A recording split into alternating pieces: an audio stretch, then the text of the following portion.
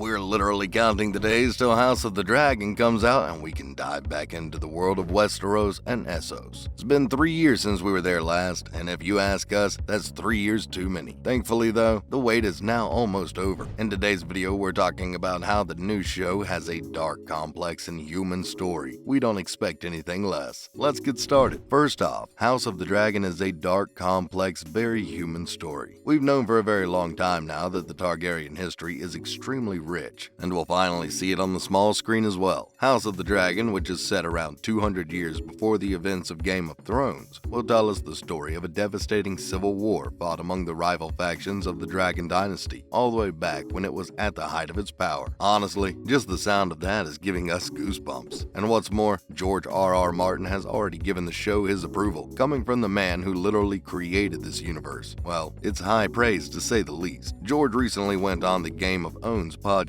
and told us all about the show. He said that if the quality was any indication, House of the Dragon should do very well. He revealed that he'd seen the first 9 episodes and the story was dark with gray characters that were complex and very human. He said that they were driven by things that real people will be able to relate to, like ambition, power, lust, and revenge. Let's be real, we knew that was always going to be the case. George said the characters on the show are exactly the kind he likes to write about. They've got a good side and they've got a bad side. He mentioned that the show didn't have any orcs, who were just pure evil creatures, so no one liked King Joffrey then. He also talked about how there weren't any characters who were just glowingly heroic either. Wait, so no one liked Jon Snow either? No fair. So how involved was George R.R. Martin in the making of House of the Dragon? None of this would have been possible without George. He gave life to this world. Now we know that the show changed some things from the source material, Fire and Blood. For example, House of the Dragon takes a very different approach to King Viserys Targaryen, played by Paddy Considine, and it works so well that George said he wishes he'd written it like that in the book as well. He talked about how Paddy's performance made him much more of a tragic figure in a way that the book never captured. Still, George was heavily involved in the making of the show. He wasn't in the writer's room and he never visited the set, but he was one of the showrunners called to generate ideas or when they needed some guidance on how to set things up or how to keep the story consistent with the world. George said that he had found great partners in Ryan Condal and Miguel Sapochnik, the creators of House of the Dragon, and he couldn't be happier with how things had turned out. He also revealed that he was asked to be part of running the whole thing and actually writing the scripts, but he turned it down because he was too busy writing and finishing up the final 2 parts of A Song of Ice and Fire. Well, we're glad to hear he's working on that. He's only a decade late, so is House of the Dragon always meant to be. On the podcast, George confessed that he pitched the show to HBO 6 years ago when it became clear that Game of Thrones was coming to an end. Also, side note, has anybody come to terms with the ending he's talking about, which was severely disastrous and disappointing, or are we still pretending like it never happened? There's no reason HBO would have said no to the pitch. Game of Thrones was an unprecedented hit for television, not just the network, and why would you ever want that to end? George said that they wanted more and responded to his ideas right away. 6 years later, here we are. And it makes perfect sense that HBO chose this prequel. And you know, there was a lot to choose from, but the Targaryens were just different. They were special. Dance of the Dragons, the war the show will lead up to, was just too good to pass. It was full of drama, as rival factions fought over the Iron Throne, siblings battled one another, lovers turned on lovers, and best of all, dragons went on to fight dragons. What's not to love about this? Another side note, why didn't they call the show Dance of the Dragons? So yes, of course, this was meant to be. This was never not going to happen. And finally, will there be more? It's public knowledge that HBO is developing a bunch of Game of Thrones spin-offs, including one about Jon Snow, which was recently confirmed. Oh, and with Kit Harington attached. But they come with no guarantee of ever making it to our screens. George R.R. Martin stated that we'll get to see more seasons and more successor shows if House of the Dragon does well, but if it flops, then who knows? He said that he was hoping that at least a few of them will make it to our TV screens, maybe not next year or the year after that, but eventually. He also talked about how he wanted them all to be different, as he didn't just want to write the same story over and over again. Well, the good thing about fantasy is that there's no limit whatsoever. Keep them coming. And that's all about House of the Dragon's dark, complex, very human story. Now let's move on to some other related news. First, will the ending of the Game of Thrones book be the same as the show's ending? Well, we certainly hope not. And we've got good news. George R.R. Martin says that it won't. Now, isn't that a relief? We can finally see how it will end the right way, how it was always supposed to end. If we sound bitter, it's because we are. D&D have blood on their hands. George mentioned in his blog that one of the questions he's asked most often is whether his final book will have the same fate as the show. And the writer said that the more he wrote his story, the further and further away he went from the series. He admitted that some of the things on Game of Thrones will be in his book, maybe not in the same way, but most of it will be quite different in every way. And we couldn't be happier to hear that. Next up, will we ever see Samwell Tarly and Jon Snow reunion? After it was announced that HBO was working on a Jon Snow sequel, the internet was flooded with questions, theories, and ideas about the show. One of the most asked questions was whether we'll see Jon and Sam together again. And you know what? We just might. In a recent interview, John Bradley, who plays Sam on the show, talked about the possibility of him reprising his role, and the actor said that he would totally be interested. He said that everybody left Game of Thrones thinking that they would like to check in with their characters, who they'd played for so long, just to see how they were getting on. John said it was nice to get some space from his character when the show ended because it was a lot of emotional life to carry around, but after a long break, he'd be open to revisiting it. He revealed that he hadn't spoken to anybody about possible inclusion in the spinoff, but if a script came his way, he'd definitely be interested in reading it. And we gotta say, that just made us very happy. We're keeping our fingers crossed for this. And lastly, House of the Dragon will put an end to a common Daenerys misconception. We've all thought that Daenerys Targaryen was immune to fire, right? Turns out that's not true. Back in season 1 of Game of Thrones, we see Daenerys walk into Drogo's burning funeral pyre with her dragon eggs. And for a second, it feels like she's vanished, but then the fire burns out and she appears unburnt, unharmed, and with 3 baby dragons. We all screamed at our screens when that happened, right? Anyway, fans obviously assumed this meant that she was immune to fire, and many assumed the same for all Targaryens, but that's not the case. Although George R.R. Martin has cleared this up before as well, it's confirmed that House of the Dragon will, once and for all, invalidate this rumor. That's a wrap for this video. How excited are you for House of the Dragon? Do you think it'll live up to the hype? Let us know in the comments below. Make sure to give this video a thumbs up and subscribe to our channel for more videos like this. See you in the next one.